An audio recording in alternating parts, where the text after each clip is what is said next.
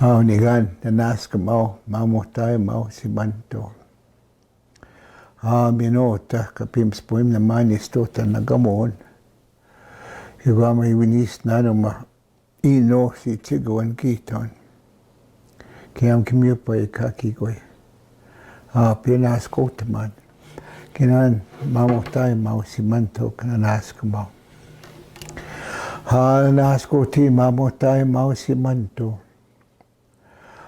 Minota sti minota wikas kayim naman ista. Tatsi wisto ta kapigagawat bikigawiti upanaki kigway mi asini ko maskip matsuan. Pianas ko taman kayam kimiupaik nota tmagim nan. Minigwana kanstame magan. Igwana kihiu. Kista ngui me. Kista pix kuistamo na nisnan, piwichi na, kiyang kimyunagwan, utinigan. Ekti kamam ti makik nisnan, wasak, oskaya kuistuwa. Egane kuistuwa kiyang kutna kikigway miyasini kapinsto chigiti, kigway kami gosti kuistuwa kapinsto chigiti. Pinas kotaman. Miwasti maskat snamatin minota wikas. Minuti. Ektiwista. Pisam kapisagi wit halanas kamau. Wista higoat sientantikista kamamutaw hesimanto. Giyamo tinigan kapiwasiya kiyang kimyunagon. Nisnan may kapitos kataman nisnan. Kiyang kimyunagon. Kakiwik te wisto kapinsto tigitik wisto awases uskay wisto. Mino kakio wisto uta kamiu pamihatik wisto uta wasak. Pianas kotaman. Kiyam uti kapiwasi ako tinigan. Mino ti apitagisagan. Kiste ektilanas kotin. Kiyam kiste tinotago tayokan. Kista iganek wisto asquisak. Iguligisto, kakio wisto skuak. Wisto auta, kian kapias fingoste wisto, usna magiwa wisto. Kakio wisto. Ntua simsinanak no simnanak chapanak wisto. Kian wisto kapias fingoste wisto. Minota stimas kat snamaten. Nasko, tin pinasko, tamanota tayokan. Kiamana kapinaganista, aniktim sak migoa. Igwana paksumuta. Kista yukti gayapien. Igawatsin kista gamau peso, minampi. Kian kiapit makapi weeks ta mamana. Pianasko tin wasti maskat snamaten. Kiamo tin igan kimyunagwanisnan. Minanigwam skausiwan saktihiwan. Kigawisto auti upanake kigway miasinik wisto antotimak. Kiyang kimyunagwanoti. Kiyang kapinsto chikichik wisto autan totimak. Pianas ko taman ugamau peso ti agayapin asniochi nanaskamau. Sigagis matat nota. Minoti giwitno. Kista yukti gayapin. Kista gawipekion kista paskamustos. Kista higuatsien mugawanitin. Sti maskat snamaten pigon wikas. Kista pix kuista bodal piwitinan. Igwa miumachuan sagituan mamutuan miwitituan. Igwa matugi kapigagawatami. Iksenisnan. Mumamito agi goy kiamu tinigan kimyunagonistanan. Kiam nisnan kimyugisita nisnan. Pianas kutin, kaya managapinaganista nam sak migoa. Uti, kamyunagwanisnan. Kanisnan otak, wisto out and toti makagiwit tamasu chikigoy mi asinya wisto. Sigagis motat nota kakyo kisto akilste may maganak nota. Kiyam nisnan otigot na makigoy. Hay giton nanas kutin.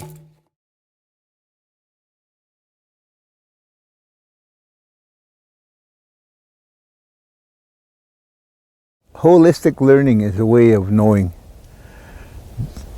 different ways of knowing the 4 directions, the 13 moons, And each has a significance in how we can connect with one another, how we can connect with the land, how we can connect with everything that's around us. And to create a balance is what this is all about. To find that strength, to find courage, to find clarity in the work that we do. Even raising up our children, and even relationships. Everything that we do is in accordance with that, and it's done in a very respectful manner. We don't so much teach, but we guide people to understand this way, for them to take it as a gift and to learn from it. And they're going to learn in the many different ways because of different ways that they know faith, different ways they know religion, and it only enhances their own belief. And this is what this is all about. And if they are teachers in an Aboriginal setting, they can understand a holistic view of knowing. They can ask those questions where those elders come from. And those ways of knowing, they understand the ancestral part of knowing. And they would know that area, and it would be respectful in that sense. So it's just a way of guiding them, of them making those decisions themselves. It's a credited course. It's also, nobody fails that course. Nobody fails the course. And that's why it's so unique in its own way, to be able to, to be in partnership with them, and to be able to work together. And I think we should have done that a long time ago. And that's the only way we can understand who we are.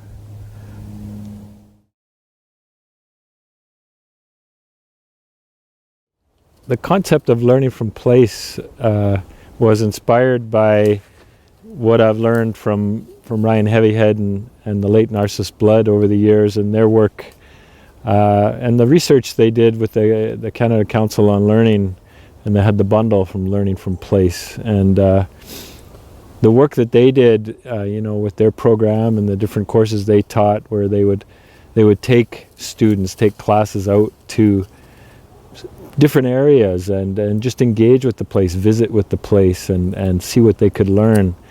And I recall Narcissus often saying that, in the different sort of academic understandings or thinking about Indigenous ways of knowing, he often said that they always leave place out. And that kind of aligns with what, Elder Bob Cardinal says about he'll say, what did they miss or what did they forget?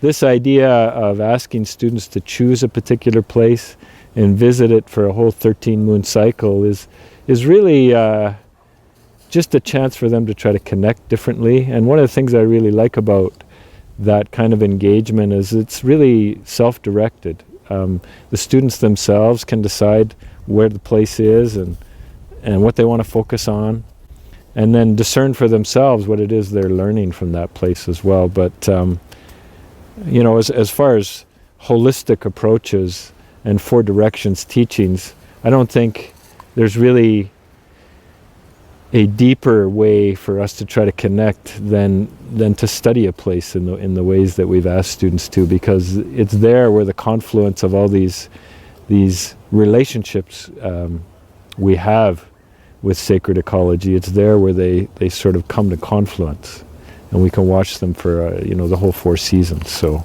that's the inspiration for that work.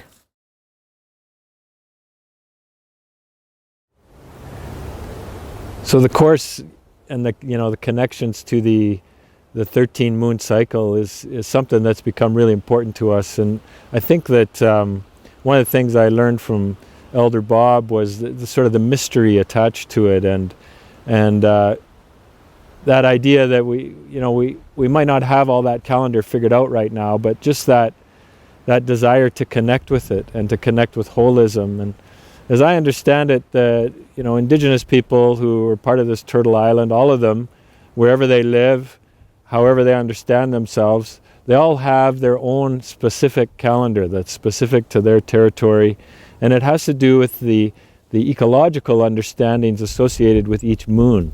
And so this has been a really helpful guide for us as we kind of proceed through the course, engage with the different moons and the different names for the particular moons, and connecting to our study of place as well, and seeing those connections and how those observations come together.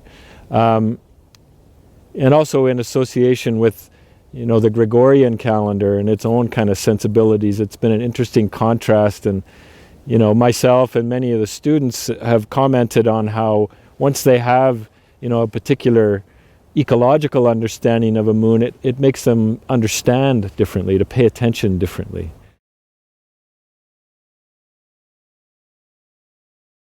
I guess one of the things that's really important for us is to really have the students thinking about different practices of learning, and I think the moon studies have been an important part of that. So what does it mean to know where the moon is in the sky? What phases does it go through? What does it mean to wax and wane? When is it full? When is it new? And it's been really interesting, even for me, thinking about the new moon as a dark sky, the full moon as, in a night without clouds. It's a bright evening, and just really being here and paying attention to this place and this land and this sky and this moon. And I think that works into the kind of exercises that we ask the students to do. So go out and look at the moon, go out and be in your place, go and be close to the trees, and when we're doing writing exercises, use poetry, use visuals, work in ways, in forms that make sense to the way you're learning and what you're learning. One of the exercises that we had them do recently was to kind of compose maps of the places where they've been spending their time, their places of study.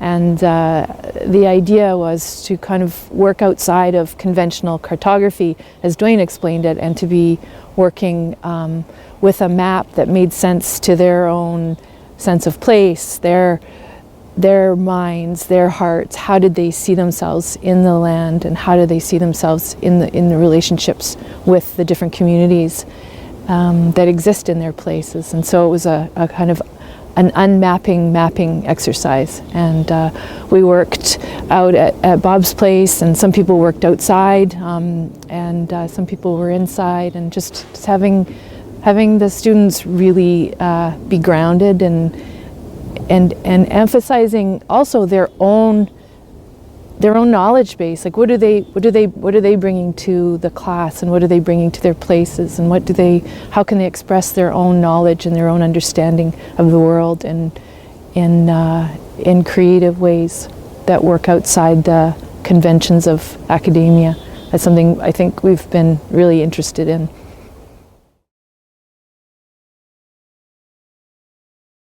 I want to take this course personally because where it's offered, it's a fantastic opportunity to be able to work with who we're working with Bob Cardinal and Dwayne and Christine from the U of A, and just being able to have that mixture of different voices and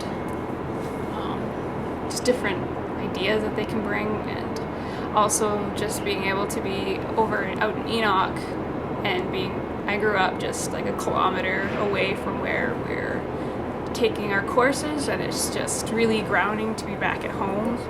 I'm on a personal journey of discovering and immersing myself more into the Nehiyaw culture and language, and so I found this is a valuable opportunity to take a course that doesn't just start from or doesn't last only 4 months, but extends to a whole year, and like really stretching out like these ideas in a longer temporal sense than today's class 1 tomorrow's class to topic A, topic B. It's something that changes and shifts beyond just the curriculum itself.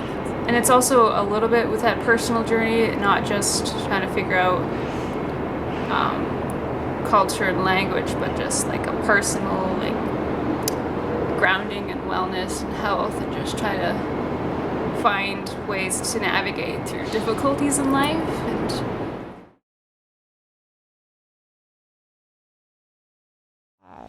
I finished my master's in the Indigenous Peoples Education program, so I had taken a lot of different courses with Aboriginal content, right? With Dwayne's class, it was the first time that we had the opportunity to really attend ceremony.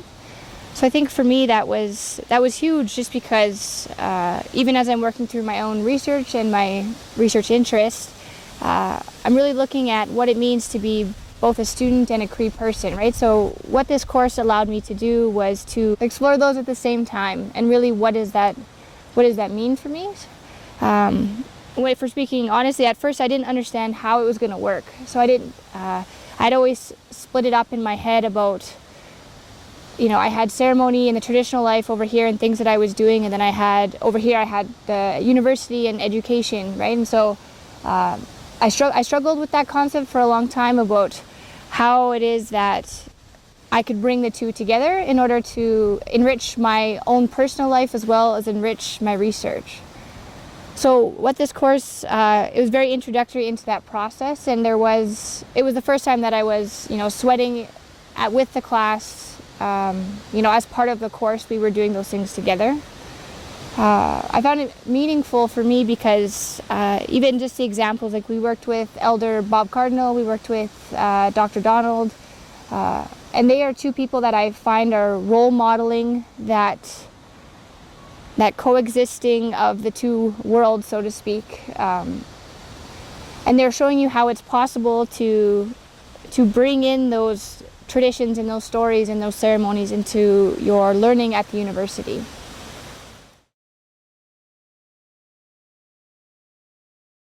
For Bob to share his knowledge with us and his wisdom has been a real gift for all of us. And we're all trying to take those things into our homes, into our lives, and to bring them to our families and the people around us who we love, to try and make our lives better, our relations with each other better, our relations with the land, our relations with all the beings that are here on earth with us, because those are important to understand and to think about, especially when you're talking about reconciliation and trying to build upon those relationships. Because when we talk about reconciliation, holistically, it's not just person to person, it's trying to reconcile those relationships that we've created and destroyed over the years with the animals, the land, and even how it's changed with our relations with our ancestors.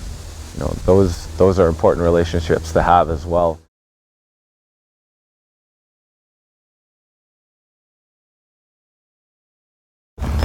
This is the teaching pond, and I've been coming here for 3 years. It's probably one of the most beautiful places in all of Edmonton. It is a man-made lake, but you would never know that being here. There's so much life that happens here. As you can see, there's an abundance of life. You can see all the geese that are here, and they're bringing in their goslings today. And I know that many of these geese have been coming here for generations. And you can see that in the way that they behave, in the way that they know every parameter of this area. Just up ahead of me, there's a little island, and the kind of like pond surrounds it. And I've kind of named it Nippy Island because that's where they nest. Prior to this course, I don't think I paid much attention to geese before. And since we've been looking at the Cree calendar, so many of those moons tell us about what's going on with this particular population. And it's probably because they're such a large family group and they're so visible, and you can see those changes throughout time, and that's probably why they're in the calendar so much. But you can also see too that we formulated a bond with one another, that I see them as that they were here before me, and I've come here enough that they acknowledge too that there's a place for me. And I suppose in Cree that's called Tawau, you know, that there's a place here for you. And I feel that that's what,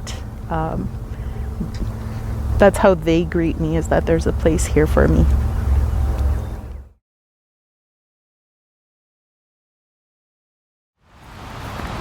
So one of the things that we did to start each of the sessions that we came together for every month was we had a sharing circle, or we just sat together and each took turns going one by one to sharing some of the things that were going on for us during that month, during that moon cycle.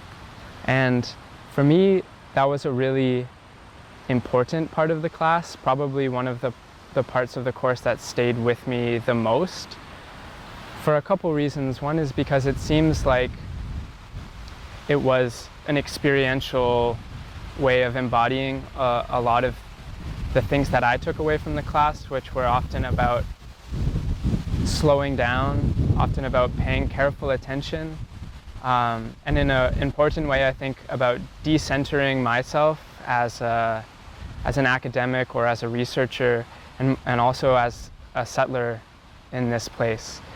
Having the time to sit and listen to what every other person was going through that month, where they were coming from. And I think, yeah, especially as a settler person, coming to ask questions about treaty, ask questions about kinship, while learning those histories of colonization, and the really challenging political histories that have shaped this land in the past 150 to 200 years.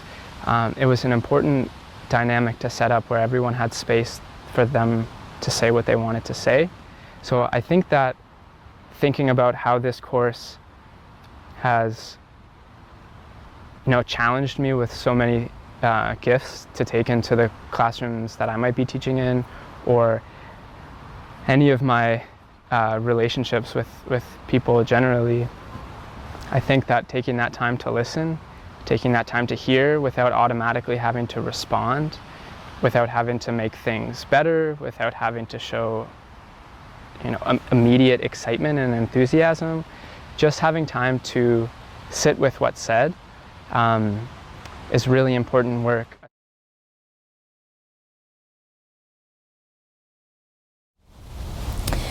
So I can remember going to our very first class, and we were having a sharing circle inside a teepee, and I remember it taking a couple of hours for each of us to share why we were joining the course and what was new in our lives and how we were feeling about everything. And I remember thinking on that day, you know, like, when is the important part of class going to start? And then I think after 2 or 3 classes of doing the talking circles, I kind of came to realize that, you know, maybe this is the important part of class. And maybe it is the building of relationships and getting to know each other and supporting each other in that way that is really effective. So I think one of the biggest things I've learned in this course is just learning how to learn in a little bit of a different way. You know, usually in university courses, it's very strong on the academic rigor. It's very strong on the mental dimension. And this course really taught us to think in a more holistic way, and, you know, to really connect with people emotionally and connect with the land emotionally and in a spiritual way as well. And I think that, you know, learning through observation, learning through listening has been a really valuable way to learn for me in this course, and it's pretty unusual to get that in a university course. And teachers are maybe not fearful, but teachers are worried about trying to include Indigenous perspectives into their curriculum, just simply because they don't understand them well enough, or that they're worried about being stereotypical or disrespectful in some cases. And so then they do shy away from it. So I think, you know, like, opening up a book and learning about Indigenous perspectives is one thing, but actually learning in a different way, like what this course offered, would go a further way, would be a more beneficial way of teachers learning what those perspectives actually are and learning what holistic teaching means. Because reading a book about holistic teaching doesn't actually help you teach in a holistic way. You have to experience it in order to be able to understand the benefits of it.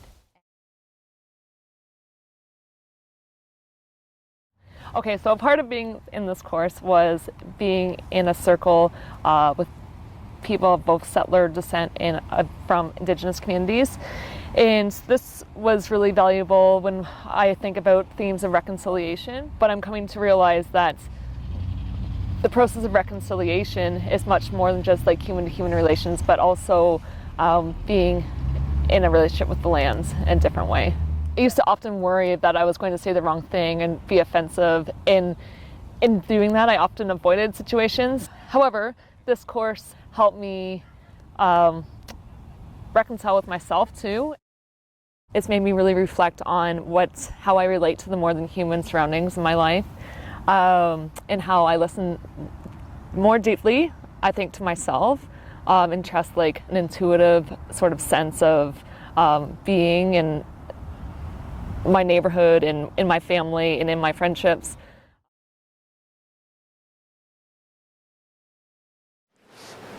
Some of my favorite experiences have been the sweat that we had at the beginning of the course. It was I've been to grandmother's teas and potlatch before, but it was my first time in a sweat, and that was just I don't know, really beautiful experience, and it created a sense of community and reverence for the course, and set a really nice tone for the journey we're on together.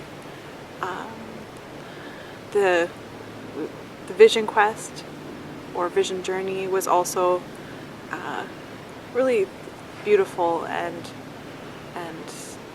something I hadn't anticipated when I signed up for taking the course, but just so grateful to have had these experiences because they're like nothing else. A lot of things came up, but what's really striking to me was this one journey that Bob Cardinal led us through, and it was just like a real quieting and stillness, and so just being able to, like, he's saying, like, don't worry about needing to find something in this journey, maybe nothing will happen, right? And just being given that grace to just take whatever you want from this one little journey, but to also really explore it. I think it did really work for me, and I think being able to take this sort of experience that I'm not really entirely sure what I went through, but it was very physical and very different than what you would think as knowledge or an academic and learning. Like, it's, I think, was really something I cherished and something I'm still working with. Something that's still, like, is a challenge, and also a really experience that I can't dissociate myself from. It feels really a part of myself now.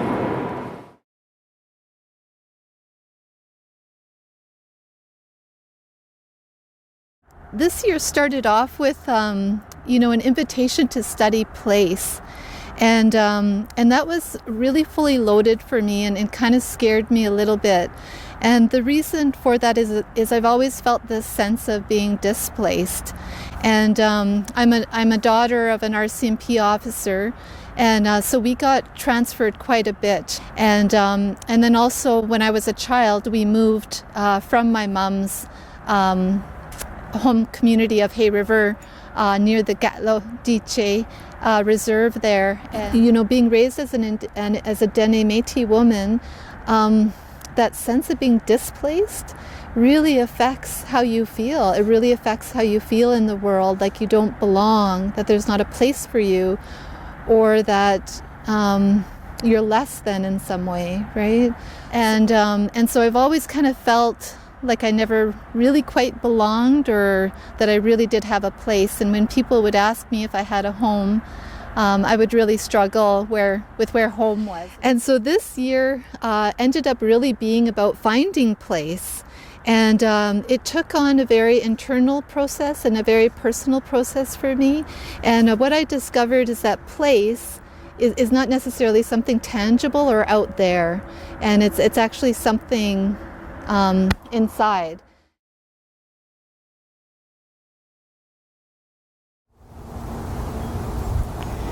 I've learned a lot in this course, and much of it has been growing and learning from the inside. I have discovered intimately through experience that relationship is the core of teaching. Relationship is the core of learning. The way I've learned these things is not by lecture. I've learned these things by how we experience teaching in this course.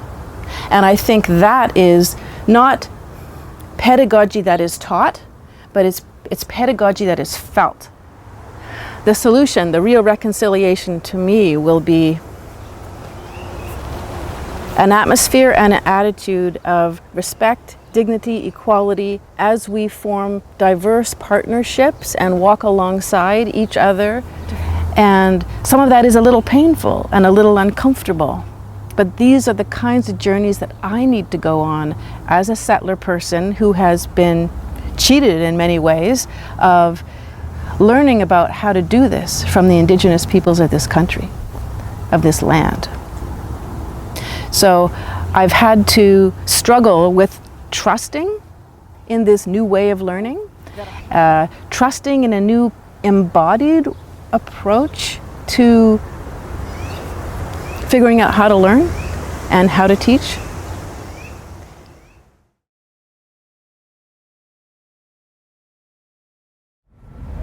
I was thinking about how refreshing it is to be guided through a course as opposed to told what to do and how to do it. So I think that spending that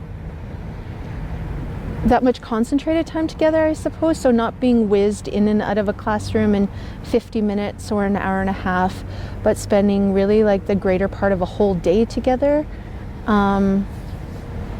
over a long period of time really gave us an opportunity to listen to each other, which in turn teaches us how to listen. I mean, the moon study, though I think I did it in a very different way. I don't think that I did the moon study how some people did it, which is fine. There's nothing wrong with that. I very much did it, I suppose, from a metaphoric point of view, maybe because I'm a writer, because I kind of resist science, because, you know, not that we had to, you know, study the moon scientifically, but on a metaphoric level, my moon study had to do with empowerment of women, of feminine power, of that leadership, of that remembrance and recognition of women being brought back into a place of leadership.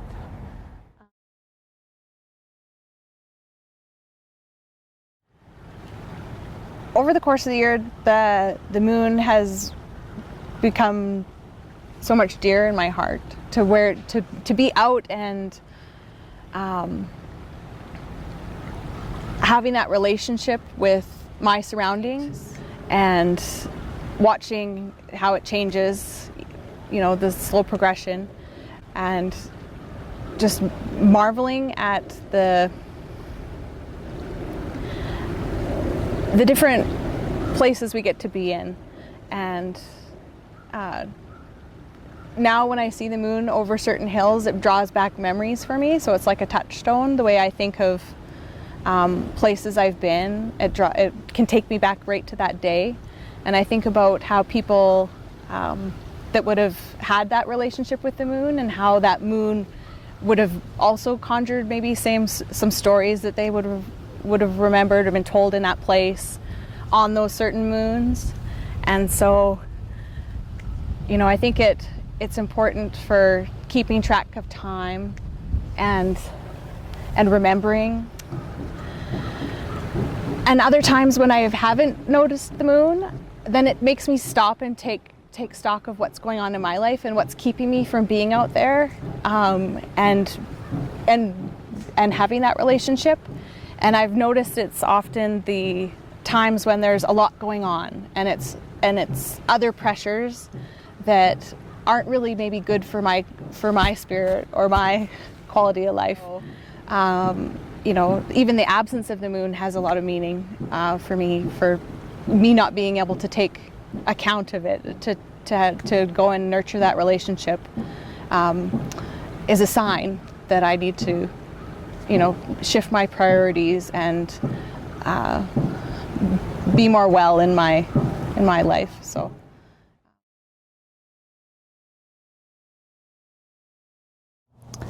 So part of our assignment was to create these symbols that resembled our feelings towards the 13 moons as we were studying them. And throughout the season, I had created these symbols, and it was really reflecting on what I was feeling in my place. My seasonal conversations is what I would call them. Throughout the process, my process of reflecting back onto this notion of spirit of place really helped to ground my thinking in this holistic manner. It really brought me back to my ancestral roots and their way of life and the way that I grew up. I grew up with teachings of the land. I grew up as a little girl snaring rabbits. I remember snaring rabbits with my mother, going hunting. To me, I feel very fortunate that I'm able to have that knowledge shared with me, so I can pass that down to my daughter.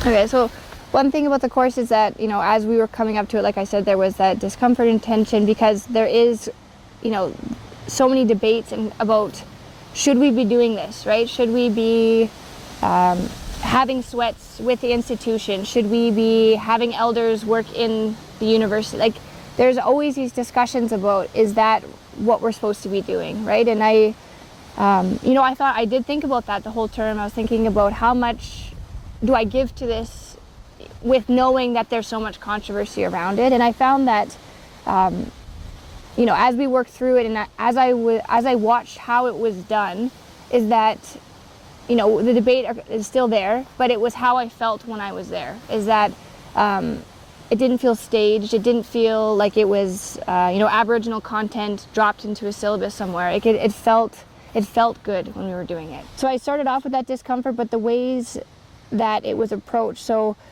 it wasn't that we went to the course and we were going to learn about the sweat and we were going to be able to, we weren't getting these manuals to say, you have to do A through D in order to be respectful or to be able to connect. That wasn't the purpose of it. The purpose was participation, right? It was presence. It was being there, right? So they took a lot of time explaining the right amount of information for us to be able to understand what was going on, but not interrupting those natural processes of learning how the ceremony runs, right? So, we would go to a sweat and they would explain what they had to, but they left a lot of it for that inquiry, right? So it's, from my experience working, with elders or going to ceremonies, it's, the more you go, the more you learn, right? The more you listen. And I felt that this course didn't rush that process in any way.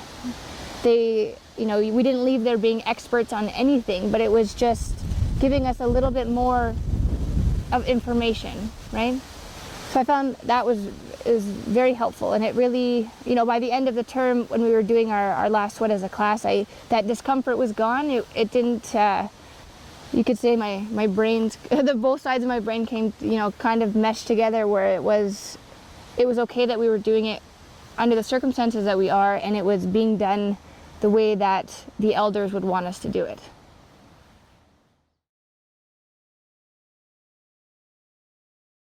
I think courses like these, the way that they're both developed and designed, really help to support many of the TRC calls to action, especially in the recommendations for education as well as culture and language.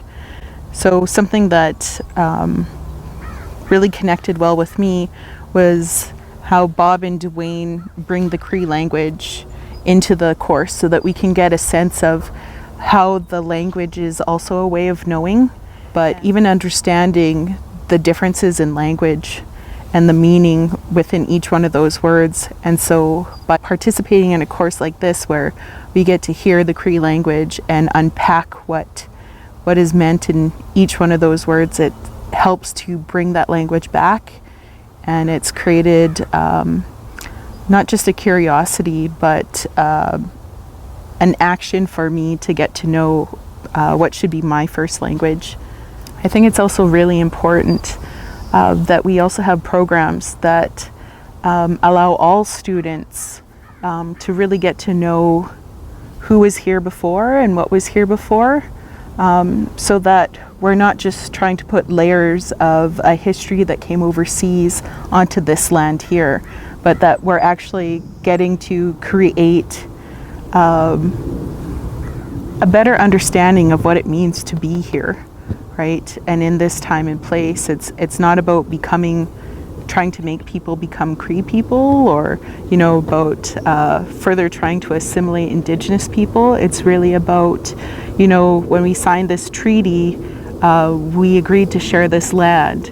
And so in that, it's bringing these two ways of being and the ways of knowing together, so that there can be that harmony that I think was the intent of that signing of that treaty.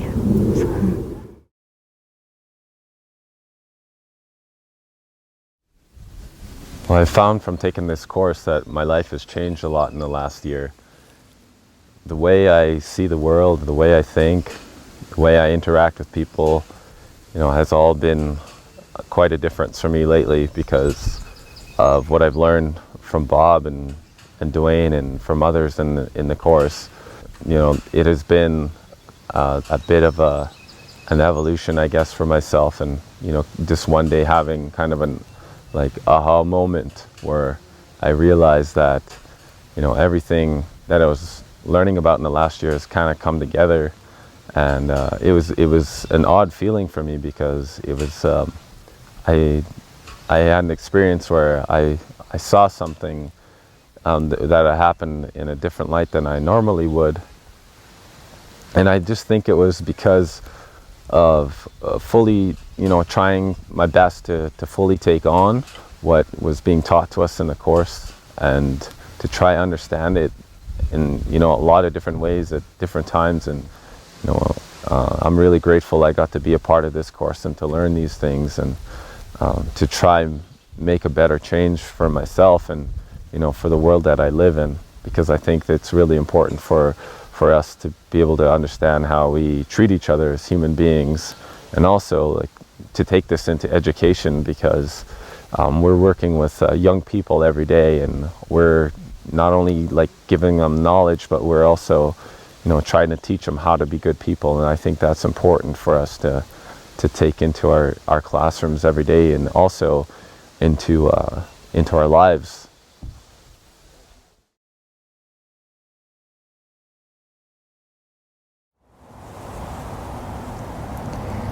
The course for me was necessary at the time that it happened. I've had a really difficult year and a half, and the course itself And the ceremonies themselves, the sweats, the pipe. I say that the course was necessary for me at the time because it was, for me, it was completely a matter of survival. And the unfortunate thing as an urban person who didn't grow up around ceremony, is that sometimes this is the only way to access it. If you don't know how, or if you don't have, I have a community, but I don't have access to it. I didn't grow up there. I don't have a home there, really.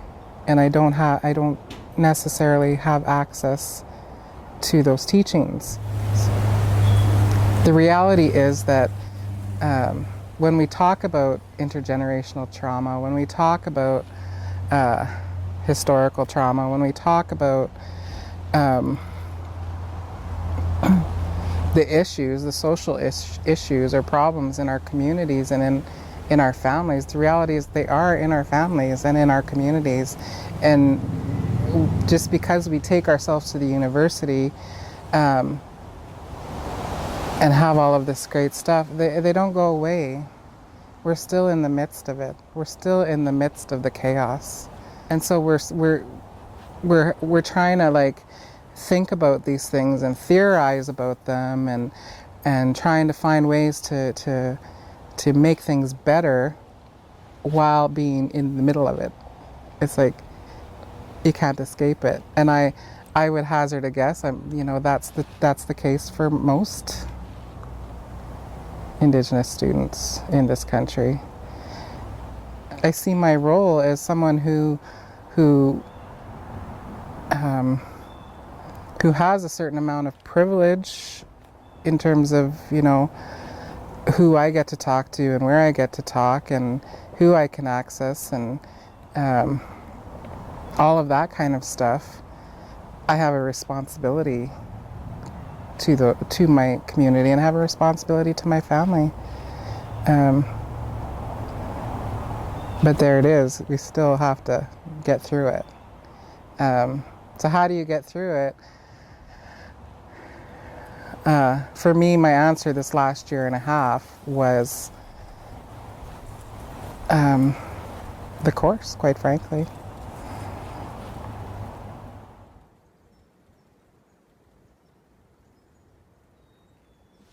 Like even that's the thing is that discomfort that, like some people would say that, as a white person, they were going into the course and they felt uncomfortable with, walking in and not knowing. And, I wish I could just tell them that, my whole research is on that. I'm an urban Aboriginal person, so that discomfort and that almost imposter feeling that you have is part of the learning process, right? So when I came into this, when I started, wanting to learn and wanting to go to the ceremonies, that same discomfort that they were feeling, I felt that too. And even throughout the course, there were plenty of times where, they'd be talking about things, and I still feel that vulnerable feeling of, okay, well, do I belong here? Am I doing this right?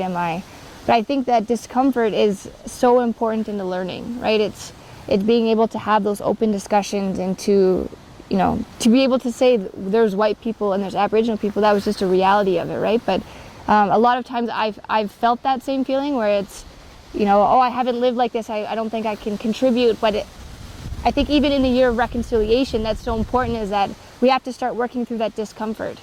So to be able to have a class of 16 people, to be able to have a sweat, to have both white and Aboriginal people there, I think that would be reconciliation. The epitome of reconciliation, right, is being able to go through that, for everyone to push past their discomfort, to push past their tension, to push past the systems and institutions and policies that tell us that we should stop right there, right?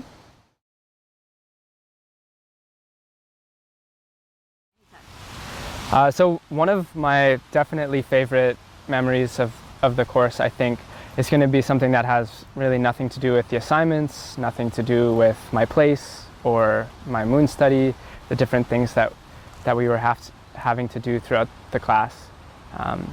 And it was when we were on our sort of culminating trip, and we were at the Majorville site, and we were just up on the plains just above the Bow River, and as things were winding down, Dwayne came over to me and he was like, "Hey, do you want to go run down and try and see if we can make it in the river?" It was like 35 degrees, and had been in the sun all day, and I was like, "Yeah, I totally do want to do that. I think that would be really fun." And so as people were saying goodbye and things were winding down, Dwayne and I and one of our compatriots from that had come with Carla started jogging down through the valley to try and get to the river. And as we were running down, it was just so fun, and it was filled with so much joy. And at one point, a mule deer, bucked out of the brush, and we were trying to chase it and follow it and looking for the proper paths down to the river. And then when we got there, we just jumped in, and it was so much fun. And it reminded me of like really, really the importance of not only being critical and thinking and feeling things really deeply, but also the importance of knowing that there's so much joy in the world, and there's so much sort of magic and light in the world, and that we have to take advantage of those opportunities too, especially when we're going to be doing some of the challenging work of trying to be here together as best as we possibly can.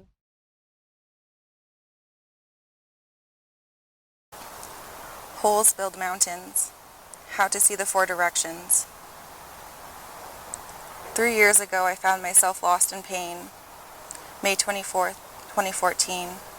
I cried with my family. We cried for the death of my sister, Lori.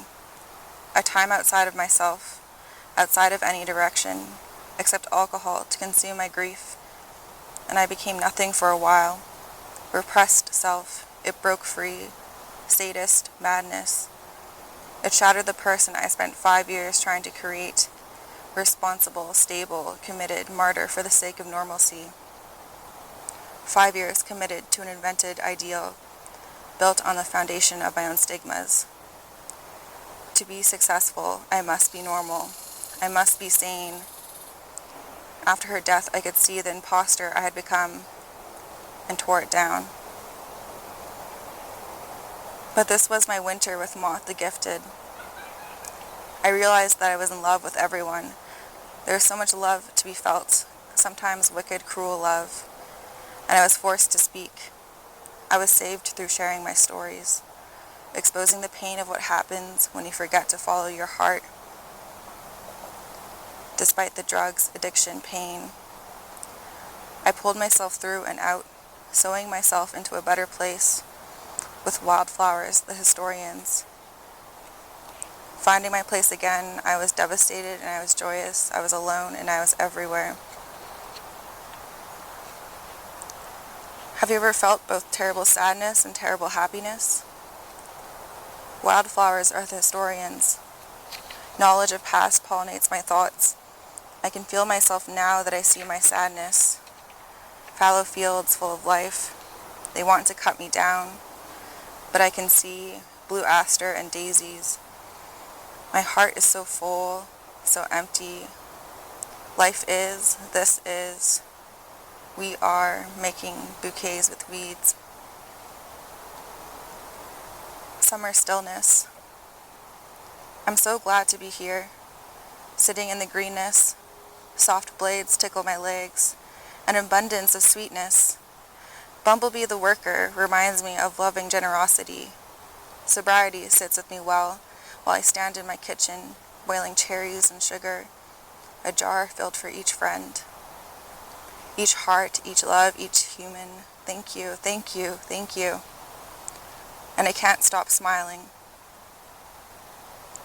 Autumn trees, maples, ginkgos, elms, full of yellow sunshine on streets. There's beauty in the death of the leaves. One part is lost, but the tree prepares to sleep. It will only be a little while. The transition is a reminder. There's life in the death. Trees lose leaves, gently sleep. The reminder is memory. The death, a messenger, whispers in gold. We are still here. In the winter of my heart, I was surrounded. Grays that blend into grays. The whole isn't a whole. Moth, the gifted. Utilize all and don't waste any gifts. Darkest days teach me how to survive. 100 moths sleep on my door. Twisted knots of wrongness. I can feel it there beyond my eyes. Been asleep for so long. The rotten leaves. I can't feel myself here. My body is turning while I sleep. There's something calling. Moonlight songs. The heart of my soul. It's somewhere out there pulling me. Don't waste this. Share your story. Find a way out of this sleepy womb.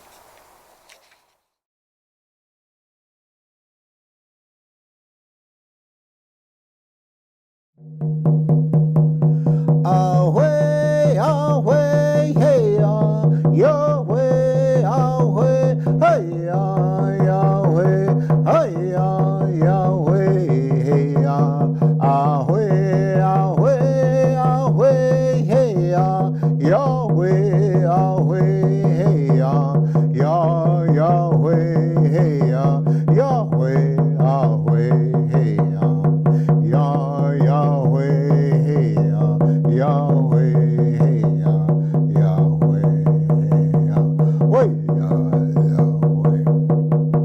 Spin me hote, hey, nan, genwa pa mi nan, no dawina, kese manito, Yahweh, hey, Yahweh, hey, Yahweh, hey,